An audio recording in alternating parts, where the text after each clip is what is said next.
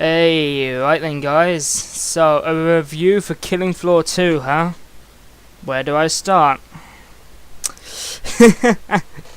Well, just to set the tone for what this review is gonna be, I have 48 hours in this game on Steam, and that is more than my Dishonored. So, I think given the fact you guys know how much I love Dishonored from previous videos, that this is probably a pretty good game. Now, first of all, let me just talk about what Killing Floor is. Killing Floor 2, which is the game I'm talking about here, is the sequel to Killing Floor. I've never really played Killing Floor 1, so I always call it Killing Floor, which is just my fault. It's something me and all my friends do. But first of all, let's just talk about the graphics and presentation. This game looks amazing. It runs on Unreal 3 engine as well, a modified version of the Unreal 3 engine, I'm pretty sure. But it's a wave-based class survival game, kind of similar to Call of Duty Zombies in a way. But I think it's definitely helped by the fact it's an indie game. I mean, me and my friends brought this all the way back when it was in early access, and this is an example of how to do early access games right. Because, I mean, me, Trivial, and British Dude brought this all the way back when there was only a handful of perks in it. And we're now, like, all the way to the end, where there's, like, we've been in it up until currently, and we're still playing it, it's ongoing. Okay, so, first thing I want to address in this game is just the ludicrous amount of gore. I mean, there's that much gore in the game, you can't even take this thing seriously. It's just, Jesus Christ. Literally, as you can see through the gameplay footage, it is literally possible to paint maps red if you stay held down in one area. Which, gameplay-wise, I wouldn't actually recommend you stay held down unless, of course, you know what you're doing or you've got a large number of people. Because, unlike the original Killing Floor, this game has a high emphasis on movement. So camping, it can work if you know the map and you know your class, and you've got a high enough level class, but 9 times out of 10 it doesn't normally work. Anyway, gore though, if you're looking at this and you're thinking, oh my god, this looks horrible, don't worry, there's a slider in the settings, you can turn it down. I just personally like it. I think it just, I've found myself laughing at, I don't know if this is just a sign I'm really desensitized by this, but I actually don't care, it doesn't bother me, and it's a little detail to the game, like, you shoot a Z in the arm, its arm will come off, and like, there's characters, like, it's similar to Shadow Warrior with how responsive the hit detection is, and I mean, there's even a Berserker, getting onto classes now, there's even a Berserker class in this game that plays very similar to Shadow Warrior. So I do actually play that class occasionally. But classes or perks in this game are your primary forms. You have Commando, Assault, Medic, Gunslinger, Firebug, Sharpshooter, SWAT, and Demolitions. Demolitions is your explosives, Firebug is a pyromaniac that uses like flamethrowers, Gunslinger is your akimbo specialist, he's very good if you like the dual pistols in this game, and I'll get onto that later. Then you've got your Sharpshooter, who's basically your sniper, you've got your Medic, who's your medic, does what it says on the tin, your Commando and SWAT, which are basically your infantry units. SWAT and Commando are basically crowd control, but they go about it slightly differently, so they never step on each other's toes, and like Commando and SWAT normally work pretty well together in a team. Those are two of my favourite classes to run, actually, SWAT and Commando, and I'm probably now starting to lean more towards SWAT, given some of SWAT's capabilities. But each perk has their own capabilities, and they have their own starting weapons, and each weapon is basically, for each perk, sorry, you have a set of weapons that you can buy from the trader. Say support's mostly shotguns, commando is mostly assault rifles, sharpshooters mostly rifles and snipers, with a couple of things from gunslinger. Gunslinger is mostly pistols, but it can share other things from Firebug. Firebug is mostly flamethrowers, and demolitions is like grenade launchers, explosives. Then you've got characters like Survivalist that start with random equipment, and you can basically use anything. Survivalist is basically a jack of all trades perk, which I've actually started using recently. It's not too bad, it's pretty enjoyable, but it does very much depend on what weapons you get given. But then you basically have freedom to do whatever the bloody hell you like with it. You're not tied down to some of the, because quite a lot of the upgrades that you get every 5 levels for the perks in this game do rely on you using their class's weapons. So say a lot of sharpshooter stuff relies you having a sniper rifle. A lot of commando relies you having an assault rifle or a pistol. And all of them have a standard pistol, which is kind of like, I believe it's based off of a Beretta. And you can akimbo those. And can I just say the gunplay in this game is amazing. It's honestly some of the best FPS gunplay I've ever played. And it's just, I really enjoy this game. Every single time I jump into this game, I can play for hours and hours and hours and hours and hours and not get bored of it. It's simply because the gunplay is just that amazing. Like, each gun has kick, each gun has decent sounds, each gun has multiple ammo check animations, each gun has a couple of reload animations, and it's brilliant. Just like watching, because gunplay relies on good visual and audio feedback. If you don't have the good visual and audio feedback, your guns can feel like pea shooters. And linking into the gunplay, the way difficulty is handled in this game, which is also a really big positive for me, is that, you know, despite the obvious that the more players and the higher difficulty, the more enemies there are, and slightly more damage and slightly more health, but they never feel bullet spongy. It'll get to the point where enemies gain more attacks the higher you set the difficulty. So, say if I set it to Hell on Earth, every single enemy is in rage mode all the time. And it's literally Hell on Earth to deal with. It's as the name sounds. And also, you start getting more big bruiser enemy types the later you get into the game. But you're seeing in the gameplay here, there's all sorts of just all kinds of different enemies here, like in this game.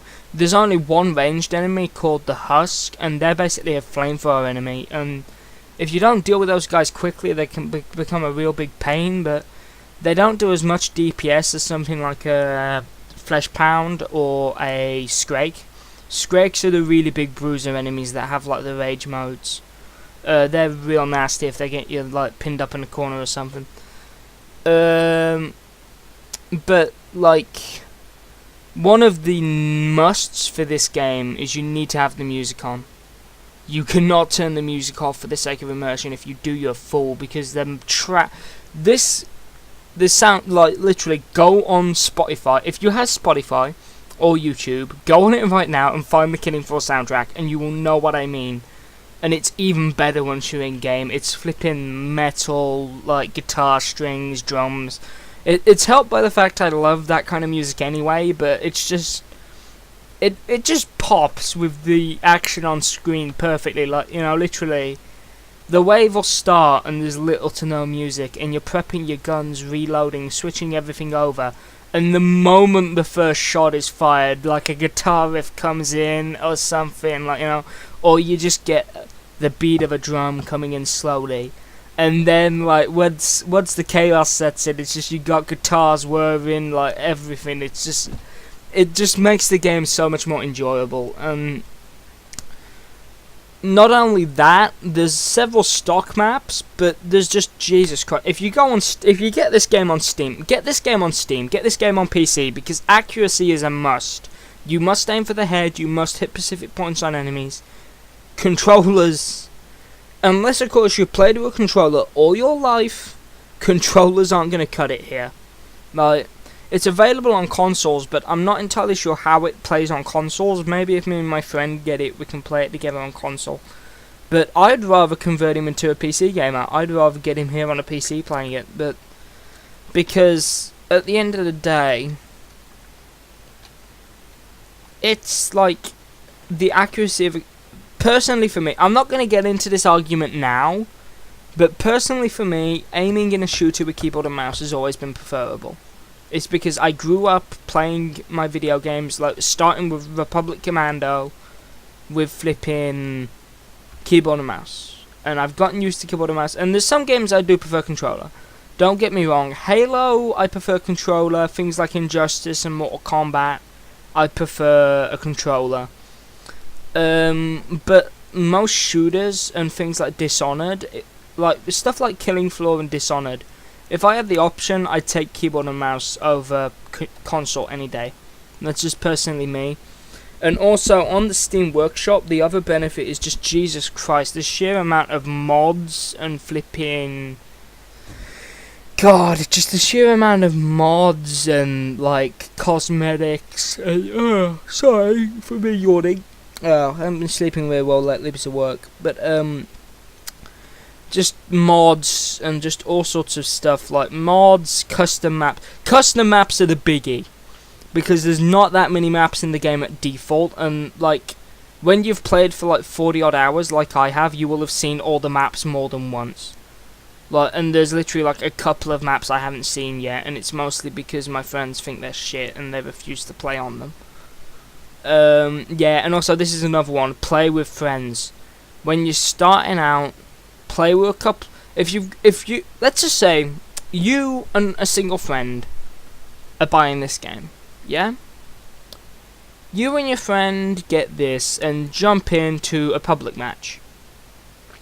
And you can get servers which have like thousands of players on. Yeah, like something stupid, like hundreds, thousands of players. Like you can get it gets ridiculous. Because the maps are not designed for that kind of thing. I've seen it, and it's just carnage in the first 5 seconds of a wave. It isn't designed for it, and like it's just, you're better off just playing with a handful of friends. But you can get a lot of people in a match if you take the limited players off. But it's just, the enemies just hit harder and harder and harder the more people you have. And it just becomes a carnage, like the more players you have. But I've seen servers where there's like hundreds of players and like about 20 of them die in the first 5 seconds of the wave because simply because the maps are too small. The maps aren't designed to accommodate loads of people.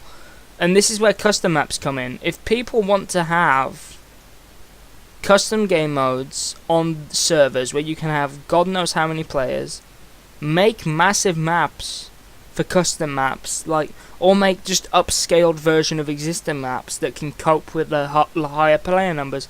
Like, this is the kind of thing you can do with PC exclusive games that you can't do on console.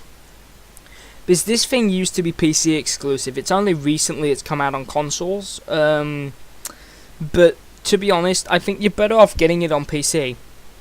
Also, you've got all the visual setting changes that you can do.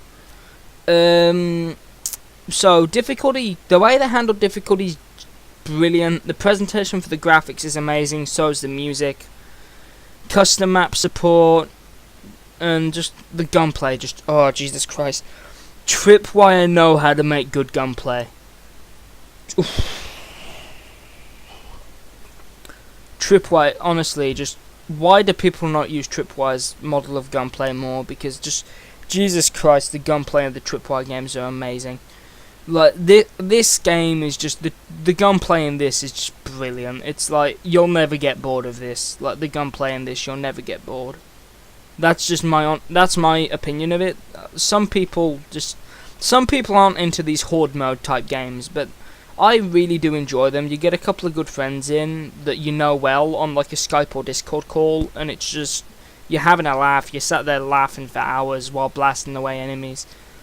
And honestly, I must confess I'm guilty of a crime of not covering this more on my channel, because I've wanted to, but I've never gotten around to doing it, and it's really stupid of me. I need to take down, I need to sit down, I need to take the time, and I need to record more Killing Floor. It's probably something I'm going to do the weekend, Saturday and Sunday, when me, Trivial and Sam are on. Because I've done it Lone Wolf a couple of times and it's not as enjoyable.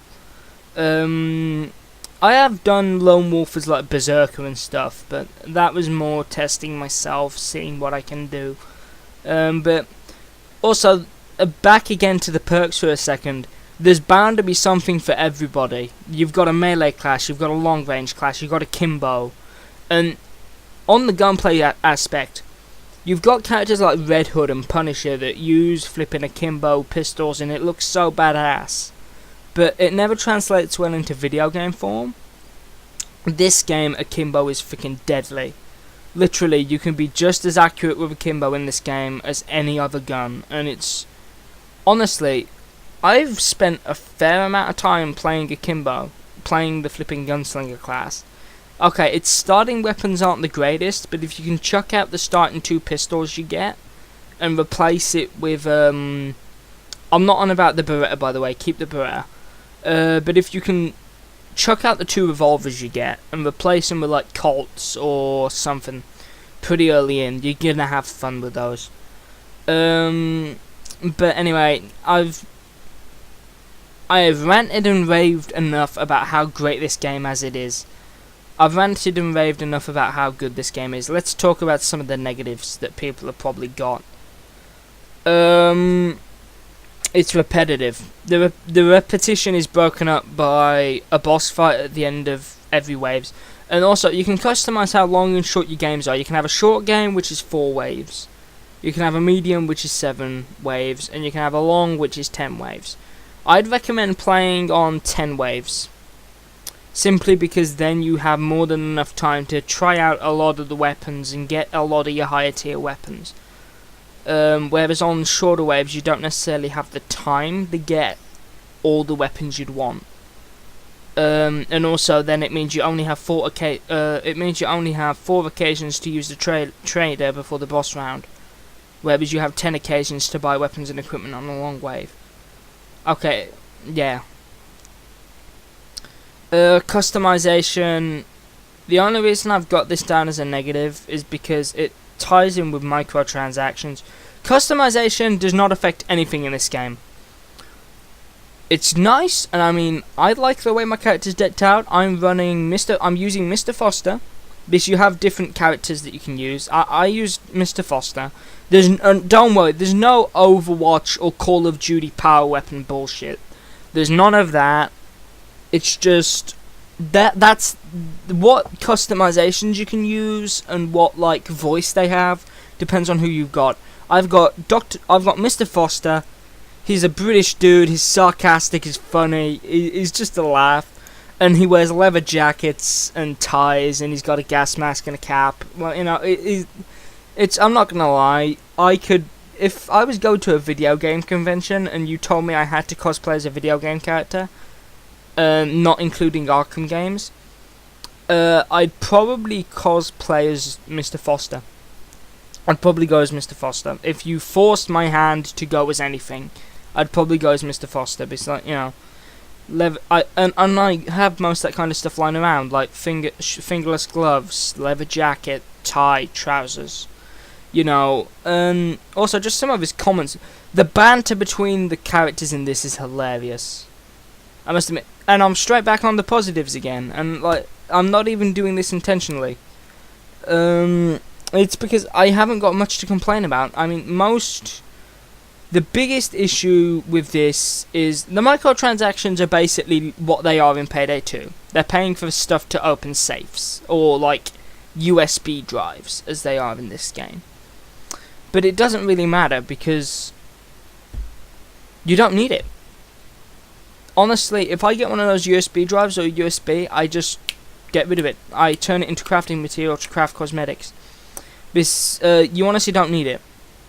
I mean, you'll unlock stuff from doing the tutorial, the Steam community, and you get weekly challenges as well now that they've added, and that's a way to earn cosmetics by completing the weekly challenge. Some of them are stupid, like Flesh Pound Galore, or like Flesh Pound All the Time, or whatever the hell that was called. Basically, every single wave you had Flesh Pounds running at you, and like you've got starting weapons, and you're trying to take out a Flesh Pound.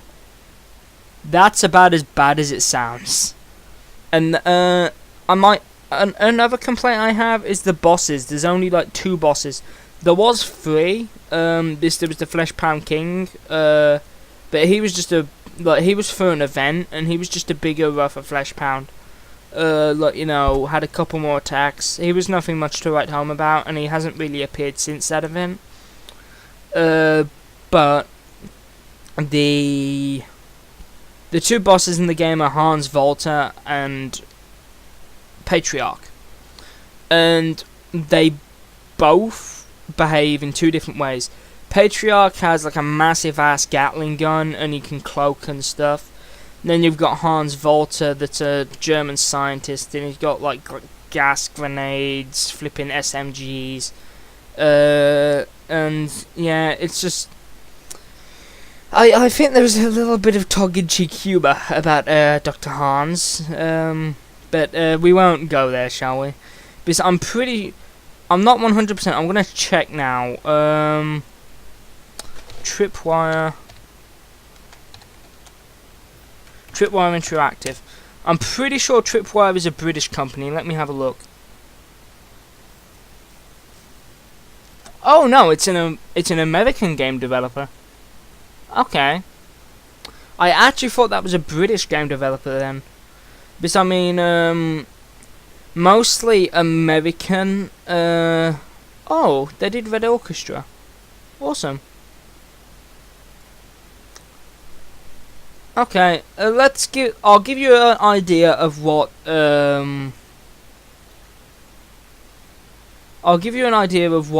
these guys are responsible for. First thing they did was Killing Floor. And then they've done like Killing Floor 2 and events for Killing Floor 2. They've done the Red Orchestra games, Rising Storm. Rising Storm 2 Vietnam, and then you had like 2009. You had they did Red Orchestra and stuff first. Then 2009 you had Killing Floor. Then you had Killing Floor 2 in 2016. And I'm gonna tell you something now. Killing Floor 2 is honestly, if you're a PC gamer and you're looking for something that isn't, I'm gonna have a look see how much it is on Steam now. Killing Floor.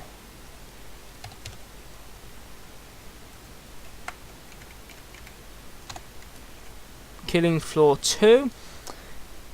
It is £19.99 for it's £19.99 for a single copy, or you could buy 6 copies for £99.95, and you could send that around all your friends. Or you could get the digital deluxe edition,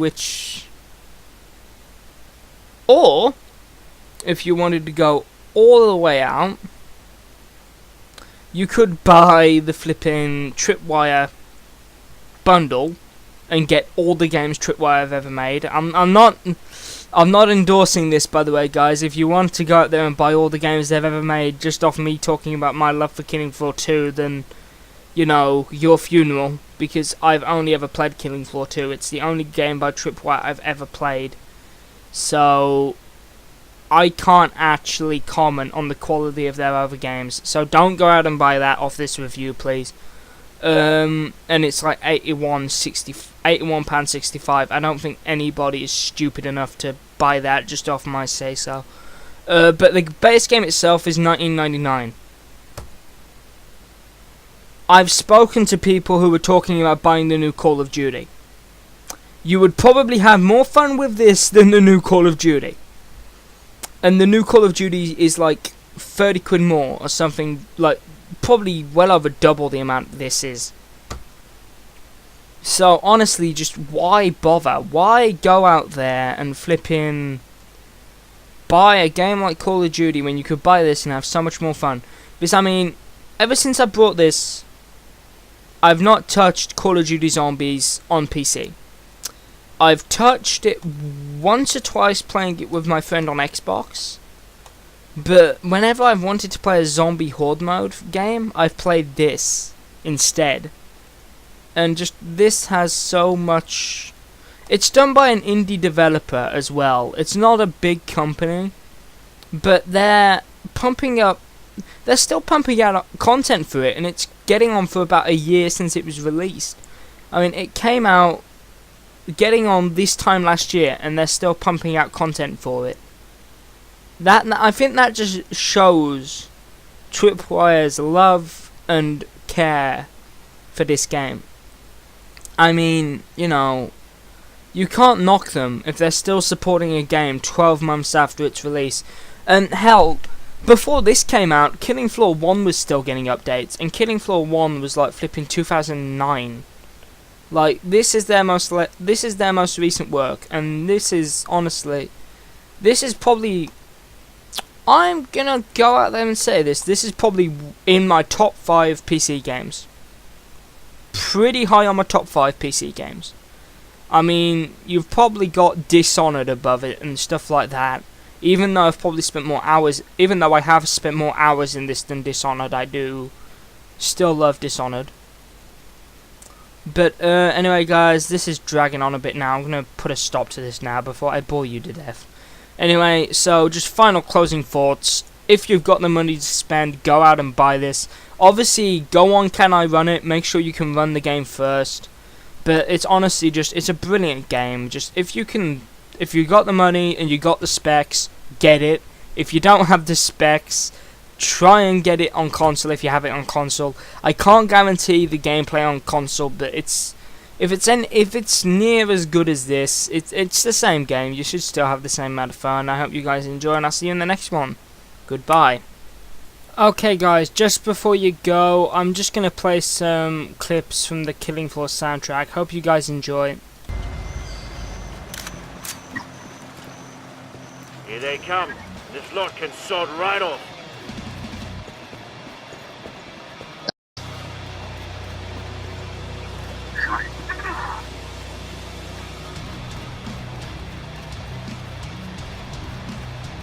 What are we hunting now? Caveman, Zed?